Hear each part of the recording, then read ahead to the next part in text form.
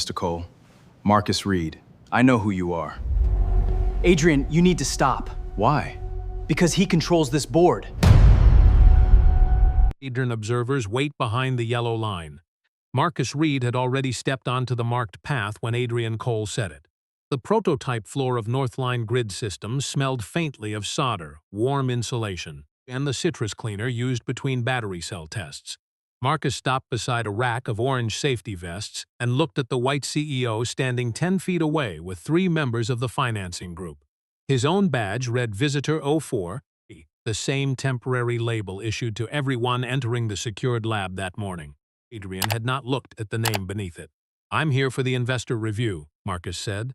10 o'clock, thermal storage demonstration. Adrian gave him the kind of smile that closed a conversation without appearing rude. External observers can watch from the glass corridor. The principals are coming onto the floor. Marcus glanced past him. 2 other visitors wearing identical badges were already pulling on protective coats. Neither had been sent behind the glass. One was a retired banker from Connecticut. The other represented a family office contributing less than 1/10 of the capital Marcus had committed to the round. A technician named Lena Ortiz noticed the same thing. She had been checking serial numbers against a clipboard, and her pen stopped halfway down the page. "My clearance should be on the access sheet," Marcus said. "It may be," Adrian replied. "But this area has proprietary equipment, and I'm keeping the room tight today. We've had people arrive with titles that don't exactly match their function." The explanation was plausible enough to sound professional. Marcus had spent 22 years around private equity committees, pension boards, and companies that suddenly discovered strict procedures when certain people entered the room. He knew the difference between a legitimate restriction and a rule being invented while someone was speaking. His charcoal jacket was folded over one arm. Beneath it, he wore the same flame-resistant overshirt Northline's operations office had mailed to every approved participant 3 days earlier. He held out the printed briefing packet. A blue tab marked Floor Access protruded from the side. "The team sent this to me. Page 6 lists the authorized review group." Adrian did not take it. Instead, he turned toward Lena. "Can you get Mr. Reed settled in the observation corridor?" Lena looked down at her clipboard. "Actually, I think he's on." "Let's keep moving," Adrian said, still pleasant. "We're already 7 minutes behind." Marcus felt the familiar temptation to solve the problem with one sentence. He could have named the board members who had approved the visit. He could have mentioned the voting agreement signed the previous Friday, or the fact that his firm's capital was not merely part of the financing package. But he had come to Northline for another reason, to see how Adrian ran the company when he believed nobody important was watching. So Marcus did not correct the assumption yet. He stepped toward the glass corridor with Lena, though irritation had begun to press behind his ribs. To the partition, engineers moved between waist-high battery modules while cooling pumps made a low, steady hum. Marcus watched Adrian greet the Connecticut banker with both hands and personally fasten the man's visitor monitor to his sleeve. The contrast was so clean it almost felt staged. Lena lowered her voice. "Your name is on my sheet." Marcus looked at her. She turned the clipboard just enough for him to see. 4 names were printed under off-floor Pertetti pants. Marcus Reed was second. Beside his name were 2 initials from Northline's general counsel and a notation he recognized immediately: Icy Lead. "Did he see this?" Marcus asked. "I sent the final list to his office at 7:30. Lena swallowed and glanced toward the lab. His assistant acknowledged it. Marcus took out his phone not to call anyone, but to photograph the page. Then he stopped himself. "Would you email me the approved copy instead? From the system. I don't want a picture without context." Lena hesitated. Helping him could put her in an uncomfortable position, and Marcus understood that before she said anything. "I can send the version that was distributed internally," she said. "That's part of the visit record. Only if you're allowed to." "I am." Across the glass, Adrian was explaining Northline's safety culture to the investors. His voice came through the ceiling speaker, polished and confident. He described procedural discipline, traceability, and the importance of never bypassing a documented control. Then Marcus heard his phone vibrate, and his email had arrived with the approved access sheet attached. Marcus opened it once, checked the timestamp, and put the phone away. He did not smile. What bothered him was no longer being excluded from a demonstration.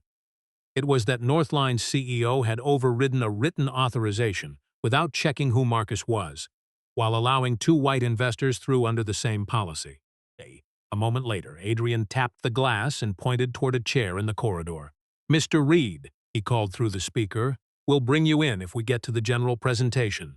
Marcus looked at the chair, then at the document Lena had just preserved. "No," he said. "Look at her. I'll stay standing." And for the first time that morning, Lena stopped looking worried and began looking curious. Adrian's version of the morning reached Northline's chief operating officer before Marcus ever crossed the yellow line. By the time the first battery module began its load cycle, the CEO had described the problem as a visitor access misunderstanding, involving an observer who had resisted the lab's normal restrictions. Marcus heard none of that directly. He only watched Adrian move through the test floor as if the decision had already become policy. The demonstration began with a controlled discharge from 6 storage units tied to a simulated hospital load. Through the glass, Marcus followed the readings on the overhead monitor. The coolant loop stabilized 2 degrees warmer than the specification in his briefing packet. It was still within tolerance, but not where Northline had told the investment committee it would be. Marcus leaned toward Lena. "Is Module 4 running the revised manifold?" She blinked. "You know about the manifold?" It was part of the engineering diligence. Before she could answer, Adrian's voice came through the corridor speaker. "Mr. Reed, technical questions should go through our investor relations team." Marcus looked through the glass.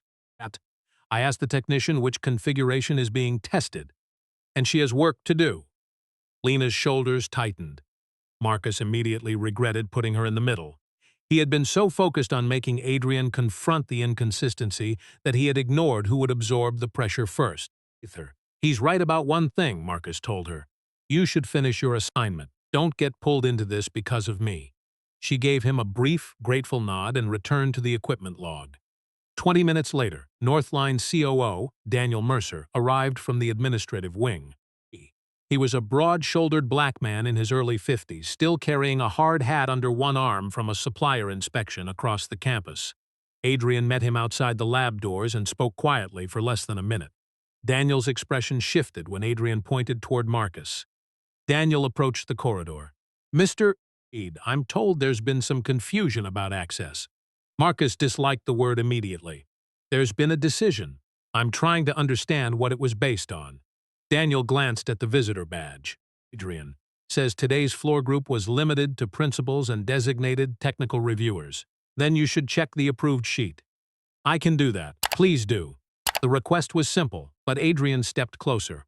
"Daniel, we don't need to derail the demonstration over paperwork. Mr. Reed can participate in the financial session upstairs." Marcus watched Daniel consider that. It would have been easy for him to accept the CEO's explanation, apologize politely, and move everyone along. Instead, Daniel took out his company tablet and opened the internal visit file. His thumb moved twice across the screen, then it stopped. "Marcus Reed," he read. "Investment committee lead. Full test floor authorization." Adrian's smile weakened. "That may be an old designation." Marcus said nothing. Daniel checked the revision history. "He'd update yesterday at 4:18 p.m., approved by legal and operations." For the first time, Adrian looked directly at Marcus's badge rather than at Marcus.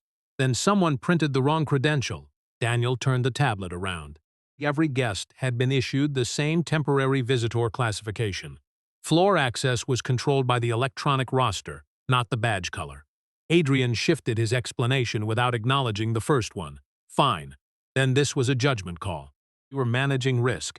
He arrived without an escort, and I didn't recognize him." Marcus felt the wording settle into place. Not recognizing him had become a risk category. Did you recognize Mr. Elon?" he asked, nodding toward the retired banker inside the lab. Adrian paused. "We've met." "Harcourt? I knew her firm. You knew mine, too." "That isn't what I meant." Daniel looked from one man to the other. Coolant pumps throbbed behind the glass, steady enough to make the silence between them feel mechanical. Marcus could have pressed harder. Instead, he asked Daniel one question. "Who has authority to override the approved access roster? Operations or safety, if there's a documented reason?" "One entered?" Daniel checked. "No." Adrian's tone sharpened. Are we seriously turning this into an internal investigation during a financing visit? B. Marcus heard the trap in the phrasing, questioned the decision, and he became disruptive. Accept it, and the rewritten story hardened into the record. I'm asking you to preserve the access log and today's visitor notes, Marcus said. Nothing more right now. Daniel studied him for a moment, then selected an option on the tablet. Preservation hold initiated. Adrian stared at him. Daniel, you asked us to run this place by procedure. Guilt. The lab alarm chimed once as Module 4 entered its next load stage.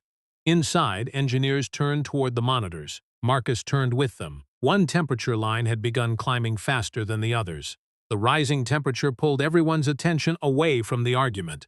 Inside the lab, one engineer reached for the emergency control panel while another checked the coolant pressure feeding Module 4. Marcus could see the numbers clearly through the glass. The increase was not yet dangerous, but it was too fast for the test profile Northline had circulated. Daniel keyed open the corridor door and stepped onto the floor. Pause the discharge. Hold the load where it is. Adrian followed him. That will ruin the demonstration.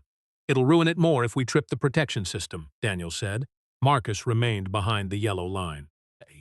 He had spent enough time reviewing grid storage companies to recognize the pattern on the monitor, but this was Northline's equipment and Daniel's floor.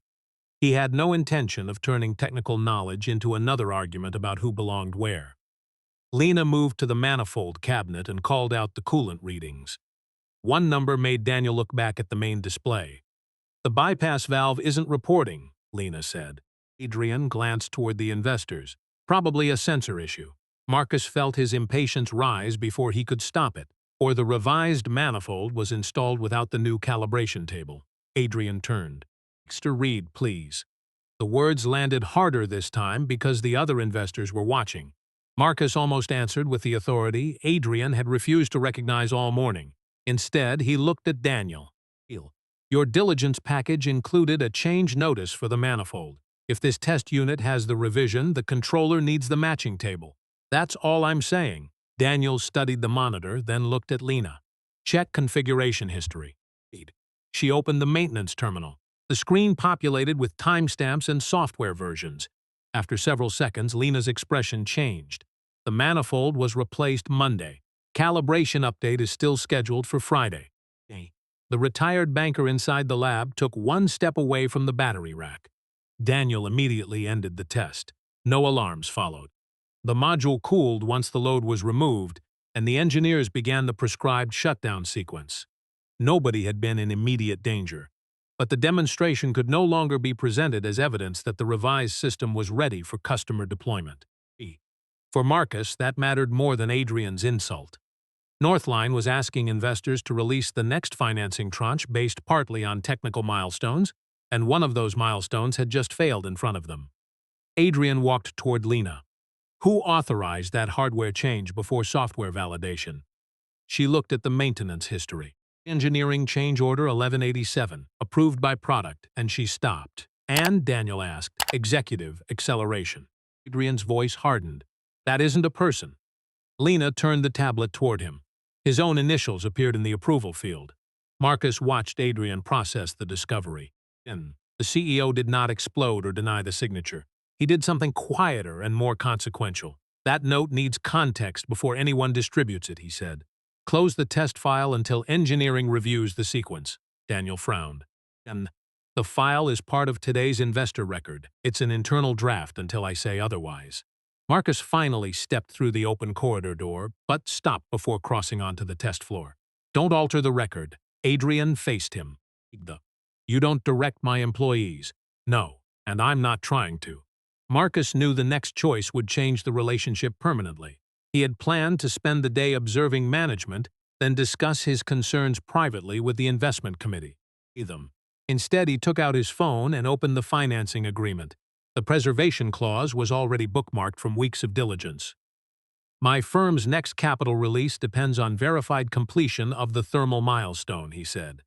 "Today's test didn't complete it.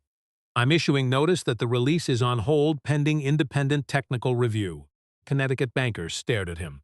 "Your firm can do that?" Marcus disliked how much satisfaction he felt when Adrian's face finally lost its practiced patience. That satisfaction was exactly why he kept his next sentence plain. Under the agreement, yes. Adrian looked at Daniel. He's one investor. Daniel did not answer immediately. He was reading something on Marcus's phone, then checking the document on his tablet. No, Daniel said.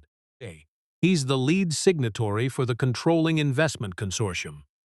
The word controlling changed nothing about Marcus's right to have been treated fairly that morning. It changed almost everything about Adrian's understanding of who he had dismissed. Marcus looked through the glass at Module 4 as its temperature returned toward baseline. Preserve the access records, he said. Preserve the test file too. Daniel nodded. This time, Adrian did not interrupt him. By noon, the test floor had been cleared except for the engineering team assigned to the shutdown review. Marcus sat in the employee cafeteria with a paper cup of coffee he had forgotten to drink.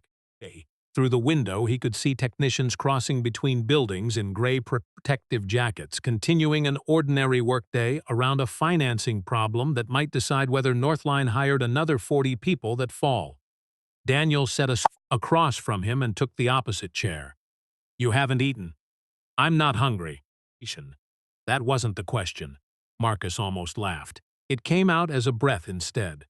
He pulled the sandwich closer. His younger sister used to make the same distinction when they were growing up in Baltimore, usually after he had skipped dinner to study. She had died 6 years earlier, and grief still appeared in ridiculous places. Bad coffee, mustard packets, somebody refusing to let him pretend his body was optional. Daniel opened his own lunch but did not touch it. The capital hold is already moving through legal. It should. It will also freeze the equipment deposit for the second production line if it lasts more than 5 business days. Marcus looked toward the window. He had known the clause. He had not considered the deposit, Daniel continued. 32 technicians are scheduled to transfer onto that line next month. Nobody loses a job today, but uncertainty spreads fast in a plant. The reminder irritated Marcus because it was useful. He had acted within the agreement, and the failed milestone justified the hold, but anger had narrowed his attention. Adrian's treatment that morning had made the decision feel cleaner than it really was. I should have asked you what the operational exposure was before issuing notice, Marcus said. Daniel raised an eyebrow. I wasn't expecting you to say that, neither was I. For the first time all day, Daniel smiled. Marcus took a bite of the sandwich. Can the technical review happen without freezing the production line deposit? Possibly. The agreement separates milestone capital from committed equipment funds, but your notice was broad. Marcus reached for his phone, then stopped. I'm not changing anything until council confirms it. But if we can isolate the hold to the unverified tranche, that's what I want. I'm not interested in making technicians pay for Adrian's judgment. Daniel nodded. That's the conversation I wanted, his tablet chimed. He read the notification and the easy expression disappeared. There's another problem. The access preservation request had locked the original visitor roster and its revision history. Daniel turned the screen toward Marcus. At 9:41 that morning, 19 minutes before Marcus arrived, someone in the executive office had opened the finalized roster. 9:46, a second file had been created for Adrian's briefing folder. Marcus's name remained on it, but the notation I-lead had been removed. Who created the second file? Marcus asked. The account belongs to Adrian's executive assistant. That doesn't tell us who asked for it. No. Marcus studied the timestamps. The altered sheet did not prove why the notation had been deleted. It could have been formatting, a printing error, or a deliberate attempt to simplify the list. He felt the old urge to jump ahead, to connect the morning's insult to the changed document and call the pattern complete. He resisted it. Preserve both versions, he said. Don't accuse anyone yet.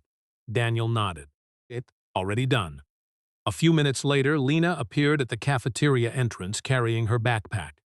She had been released early after engineering suspended further testing. She approached their table slowly. I need to tell you something about the roster, she said. Marcus pulled out the empty chair. Lena remained standing. Yesterday afternoon, Adrian asked me whether all the people on today's list were actual investors or whether some were staff. I told him I didn't know. Then he pointed to your name. Marcus felt the muscles in his neck tighten. What did he ask? He said, Reed. Is that the consultant from Baltimore? Lena looked embarrassed by the memory. I told him you were listed as committee lead. He said he'd sort it out with his office. Daniel leaned forward. Did anyone else hear that? One engineer, maybe two. Marcus looked again at the two versions of the roster. The new information was important, but it still did not prove what Adrian had intended. What it proved was narrower. Before Marcus ever entered the building, Adrian had been given a reason to check who he was. He simply had not done it. Adrian asked for the afternoon review to be moved upstairs to the executive conference room. Marcus noticed the change immediately. The lab had forced everyone to deal with equipment, timestamps, and people who actually touched the work. Upstairs, the polished walnut table and acoustic wall panels made it easier to turn events into language. Northline's general counsel, Priya Shah, joined Daniel, Adrian, and the three visiting investors. Lina was not invited. Priya began with the failed thermal test. Engineering had confirmed that the revised manifold was mechanically sound, but the control table had not been updated before the demonstration. Adrian's acceleration approval had moved the hardware installation ahead by 4 days. That decision violated an internal validation sequence, though it had not yet caused equipment damage. The investment milestone remains incomplete, Priya said. That part is straightforward. Adrian folded his hands. Then we rerun Friday and move on. Marcus looked at him. You're skipping the morning. I'm separating two issues. They were separate until you tried to close the test file. Adrian's mouth tightened. I asked engineering to review an incomplete document before distribution. That is normal management. Priya did not defend him. She opened the preserved system history instead. The access roster showed Marcus approved for the floor. The executive copy showed the same roster, with his committee designation removed. The second file had been generated from Adrian's assistant's account, but Priya had already spoken with the assistant. She had removed the designation at Adrian's request because he wanted a simplified guest sheet for the walkthrough. Adrian leaned back. Exactly. Administrative cleanup. Continued. She also says you asked whether Marcus Reed was the same Reed from Baltimore. Marcus watched Adrian's eyes move toward Daniel, then back to Priya. There was no dramatic collapse, only the discomfort of a man realizing that several small decisions now existed beside one another. I meet hundreds of people, Adrian said. Was trying to place him. Marcus finally spoke. And after Lina told you I was the committee lead? I don't remember her saying that. Daniel turned his tablet around. She documented the conversation in her shift notes at 8:06 yesterday because she was updating visitor requirements. She wrote that she told you Reed was committee lead. Adrian stared at the entry. A technician's note isn't proof of bias. No, Marcus said. It isn't. The answer seemed to surprise him. Marcus rested both forearms on the table. Neither is the altered sheet by itself. Neither is the badge. Neither is the fact that you knew two white investors and didn't know me. But this morning you had the same access rule for 4 people and applied a different standard to one of us. Then when the roster contradicted you, the explanation changed. The Connecticut banker shifted in his chair. He had been quiet since the shutdown. He's right about that part. Nobody checked my authorization before I went in. Adrian looked toward him. Because I knew you. You knew my face, the banker said. Yet, that isn't a safety protocol. Marcus let the statement sit. He had expected resistance from the other investors, especially after freezing capital. Instead, the first independent confirmation came from the man who had benefited from the unequal treatment. Priya closed the access file.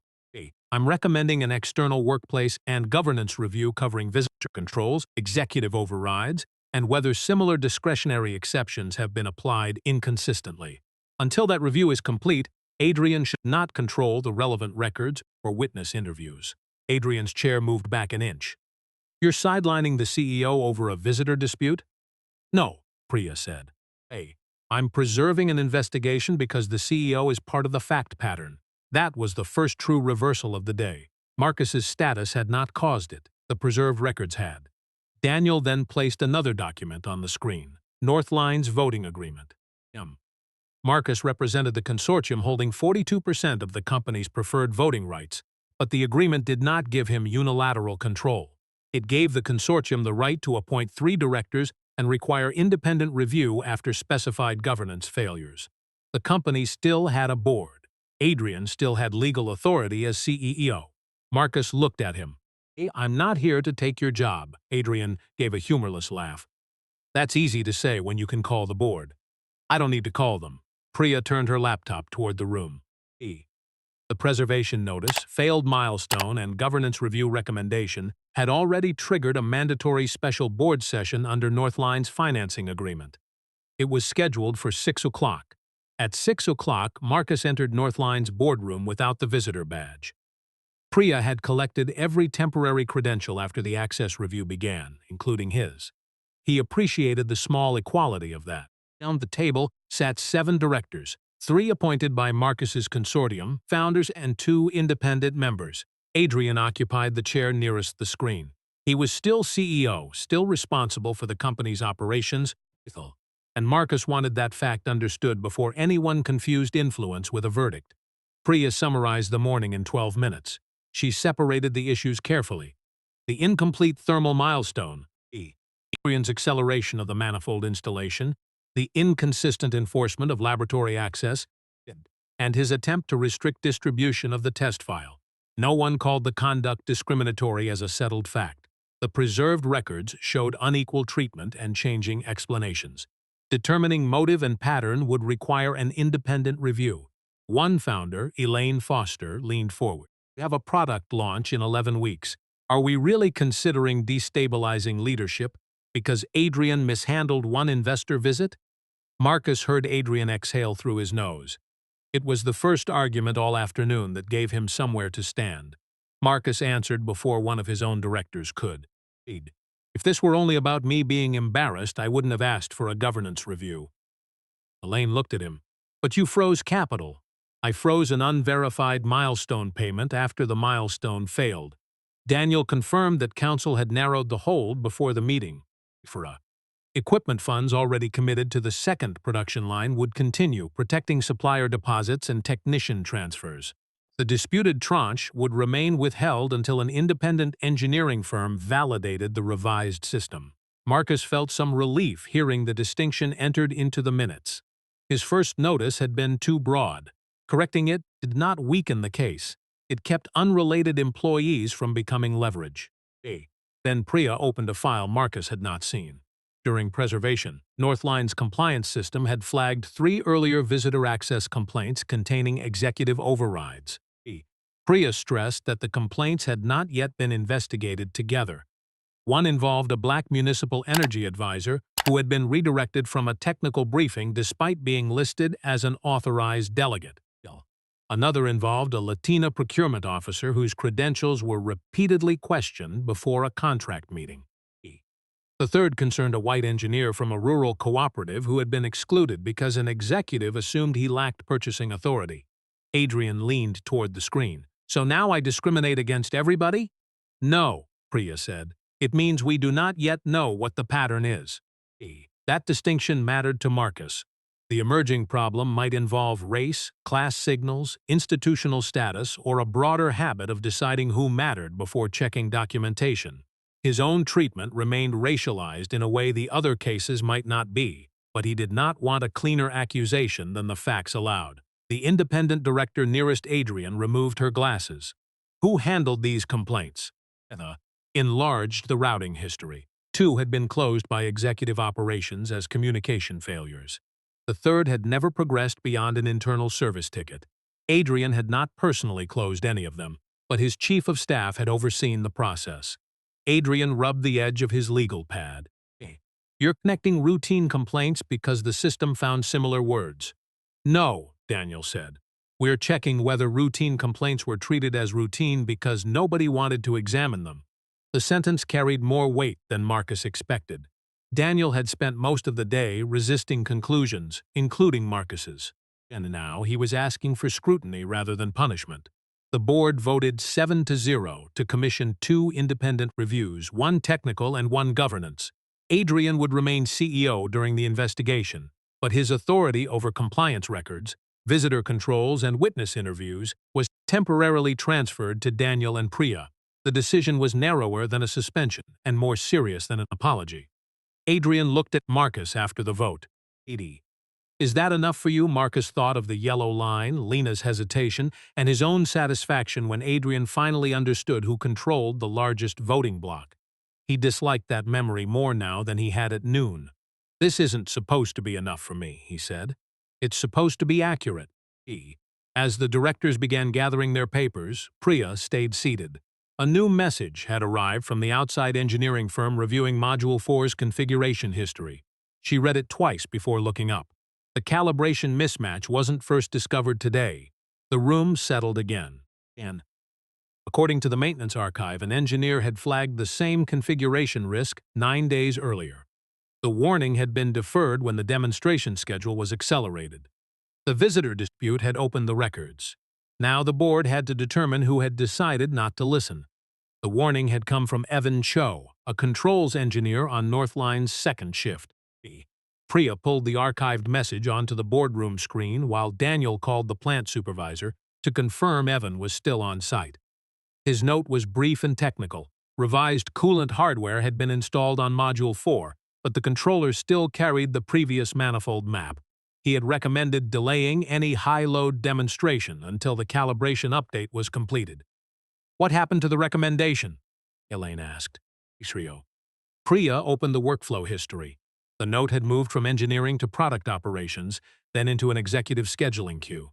2 days later, its status changed from hold required to review after demo. The change had been made from the Chief of Staff's account. Adrian's acceleration approval sat underneath it, authorizing the demonstration date to remain unchanged. Adrian leaned toward the screen. That approval was about schedule. I didn't rewrite an engineering disposition. Daniel shook his head, but the schedule couldn't stay unchanged unless somebody accepted the technical risk. He was told the issue was minor. By whom? Adrian opened his mouth, then stopped. Marcus watched the hesitation closely. All day, Adrian had supplied explanations quickly, sometimes too quickly. This was the first time he seemed unsure which version would survive contact with the records. Daniel left the room and returned 15 minutes later with Evan. He was 31, thin, and still wearing the blue workshirt issued to control staff. A smear of thermal compound marked one cuff. He looked around the boardroom as if he had entered the wrong building. "You're not in trouble," Priya told him. "We need you to explain what you flagged." Evan glanced at Adrian before answering. Marcus noticed it, and so did Daniel. "The new manifold has different flow behavior at partial load," Evan said. "Not dramatic, but enough that the old table can chase the wrong temperature response. I wanted the software updated before the demo. Did anyone tell you to withdraw the warning?" Priya asked. "No. We changed the priority." "Who is they?" Evan rubbed his thumb against the dried compound on his sleeve. "Product office told me executive leadership wanted Friday's calibration work left where it was because the investor event couldn't move." Adrian shifted in his chair. "Speak to you?" "No. Did I tell you to ignore a safety issue?" "No." The answer gave Adrian room, but not much. Evan continued before anyone prompted him. "It wasn't an emergency condition. If it had been, I would have locked the unit out. But it was a validation problem. We were supposed to prove the revised configuration under load, and we hadn't finished preparing it." Marcus appreciated the precision. Evan was neither rescuing Adrian nor condemning him. He was describing what the system required and what management had chosen to postpone. The board recessed the meeting and moved downstairs to the controls bay. Daniel insisted that the technical question be tested where the equipment lived rather than argued over another table. The room was cooler than the battery lab, with fan noise pressing constantly against conversation. Evan loaded the approved calibration table into a test controller disconnected from the production hardware, then replayed the morning's data through a simulation. With the old table, the temperature curve reproduced the same rise Marcus had seen through the glass. With the revised table, the controller corrected the flow earlier and stabilized the model within the target band. Elaine folded her arms. "So the hardware works." "Probably," Evan said. "That isn't the same as saying today's milestone passed." Marcus nearly smiled at the bluntness. Adrian stood near the console, watching the two curves. "We can rerun the test tomorrow." "After independent verification," Marcus said. Adrian looked at him. "You still don't trust us." Marcus considered answering sharply, then remembered the cafeteria and the capital notice he had issued before understanding its full reach. "I trust the parts that have been verified. That's the standard I expect you to use on me, too." Daniel glanced toward him, recognizing the concession inside the sentence. Before they left the controls bay, Priya received another preservation report. The compliance team had recovered an internal message from Adrian's chief of staff discussing the morning's guest list. It did not mention Marcus's race. It did mention that Adrian wanted the major decision-makers on the floor and everyone else behind glass. Marcus read the line twice. The discrimination question had become harder, not easier. Adrian's behavior toward Marcus still showed a clear unequal standard, but the message suggested a broader habit of ranking people by perceived importance and then bending procedure around that judgment. Daniel looked toward the CEO. Adrian's face had gone still. The problem was no longer that he had failed to recognize the boss. It was that he had built a workplace where recognition determined whose rights and warnings mattered. The compliance message changed the shape of the problem, but it did not settle it. Priya read the sentence aloud once, then closed the file. "This supports a pattern of discretionary ranking," she said. "It does not tell us whether race affected how that ranking was applied. We need comparison cases, not assumptions." Adrian seized on the distinction. "Then we agree this is being overstated." "No," Daniel said. "We agree it needs to be measured." The board authorized Priya to pull 12 months of visitor access exceptions and executive override requests. Marcus stayed out of that work. Instead, he returned to the production floor with Daniel and Evan, where the failed demonstration had already created a more immediate problem. The customer validation team had been scheduled to certify 3 units over the next 48 hours. Until the calibration issue was resolved, those tests could not proceed. A supervisor met them beside the staging racks. "If we lose 2 days chipping spoons." "How far?" Daniel asked. "Best case Monday. Worst case, we miss the utility commissioning window." Marcus knew what that meant. Northline could absorb a delayed investor demonstration. Missing a utility installation window could trigger contractual penalties and force field crews to reschedule around grid outages planned weeks in advance. The cost of Adrian's acceleration decision was becoming operational rather than rhetorical. Evan spread a printed validation sheet across a workbench. "We can recover part of the schedule if the independent engineer reviews the new calibration remotely tonight, then witnesses tomorrow's first run." Daniel looked at Marcus. "Your financing agreement requires independent verification, not necessarily an outside team physically here." Marcus nodded. "If counsel confirms that interpretation, I have no objection." Adrian had followed them downstairs. "So now you're redesigning our test schedule too?" Marcus felt irritation rise again, but this time he caught it before answering. "No," Evan suggested a recovery plan. "Daniel is deciding whether operations can use it. My only role is whether the resulting verification satisfies the financing condition." Adrian looked away. The correction was small, but Marcus needed to make it. He had spent the day objecting to a man who confused perceived status with authority. He could not make the same mistake merely because his own authority was now visible. Priya called 20 minutes later. The council agreed that remote observation would satisfy the milestone clause if the independent firm received the raw controller logs directly from Northline's secured archive.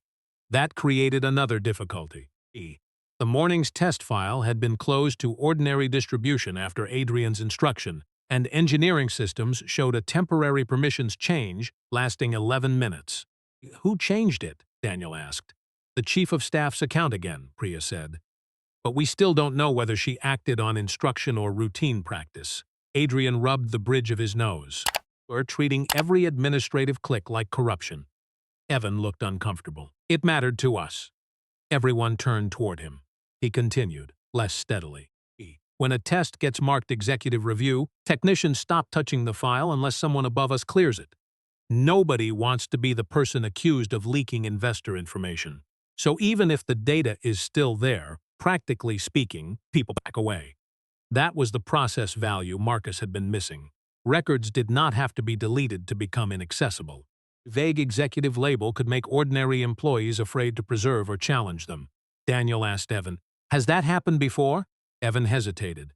"Sometimes after bad tests." "How often?" "No, enough that people know what the label means." Adrian's expression hardened. "That is not a policy." "No," Evan said. "That's why nobody can appeal it." The answer left the fan noise hanging between them. Priya immediately expanded the governance review to include use of executive review labels on technical failures. Marcus did not object, but he asked that the investor hold remain tied only to the specific unverified milestone. Daniel agreed. The broader investigation could proceed without turning every operational concern into financial pressure. By 9 that evening, the independent engineer had received the raw logs. The revised calibration was validated for a witnessed rerun the next morning. Northline had a path to protect the utility schedule. Then Priya sent Daniel one more finding. Of the previous visitor complaints flagged by compliance, 5 involved guests whose authorization had been overridden after an executive decided they were not decision level. 4 of those 5 were Black or Latino. The sample was too small for a conclusion. It was large enough that nobody in the room could call Marcus's morning an isolated misunderstanding anymore. By 8 the next morning, Northline's controls bay was ready for the independent rerun. The outside engineer joined by secure video while Evan loaded the verified calibration table and Daniel watched the raw telemetry mirror directly into the firm's archive. Marcus stood near the rear wall, close enough to see the displays but far enough that nobody could mistake him for the person running the test. Adrian arrived 3 minutes before startup and took a position beside Priya without speaking. Module 4 entered the load profile at 8:17. Coolant pressure rose, the revised controller corrected earlier than it had the day before, and the temperature curve flattened inside the specified band. Evan called each checkpoint as it passed. 26 minutes later, the independent engineer confirmed that the configuration met the thermal milestone requirements, subject to the written report. Daniel released a breath Marcus had not realized he was holding. Marcus's consortium counsel sent the capital notice 5 minutes afterward. The milestone hold would lift when the engineer's signed report entered the financing record. No additional restrictions would apply to the production line funds.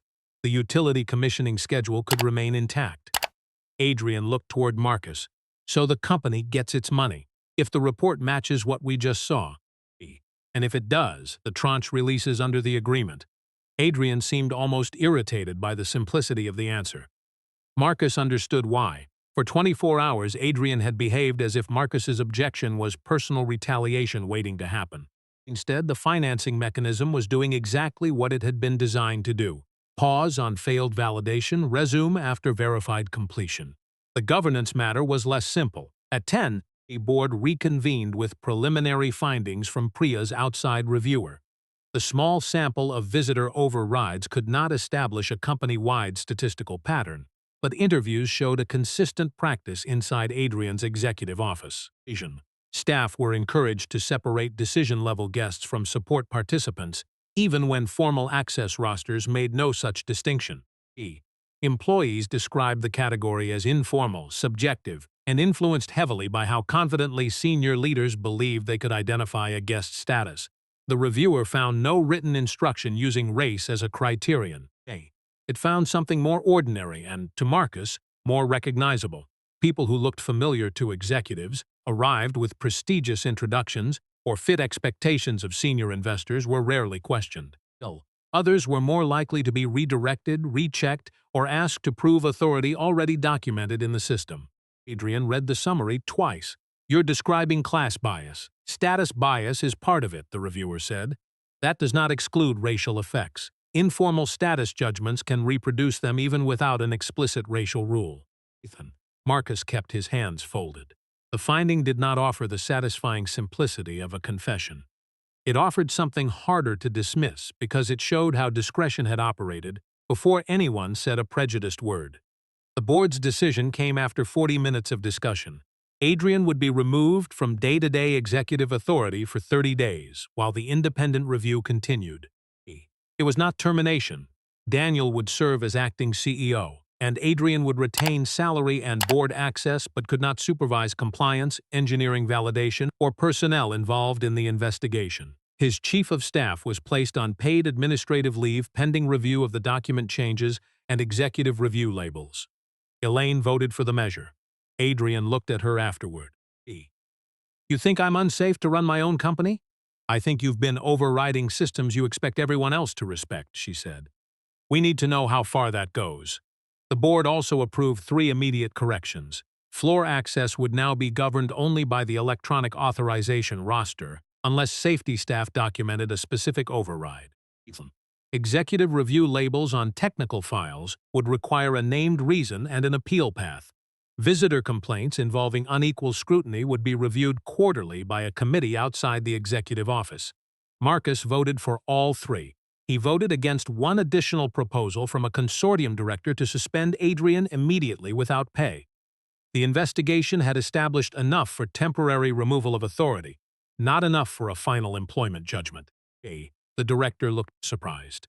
Marcus was not. He had spent too much of the previous day demanding that Northline distinguish suspicion from proof to abandon that standard when punishment became convenient.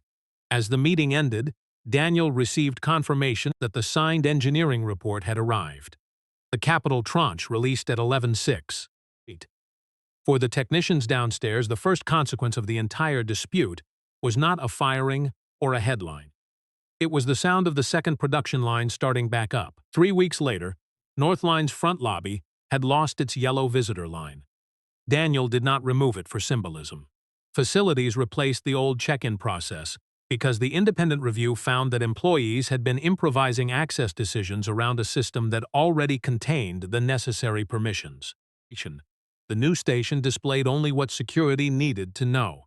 Identity confirmed, safety requirements completed, areas authorized. Job title and perceived importance no longer appeared on the greeting screen. Marcus saw the change when he returned for the quarterly investor meeting.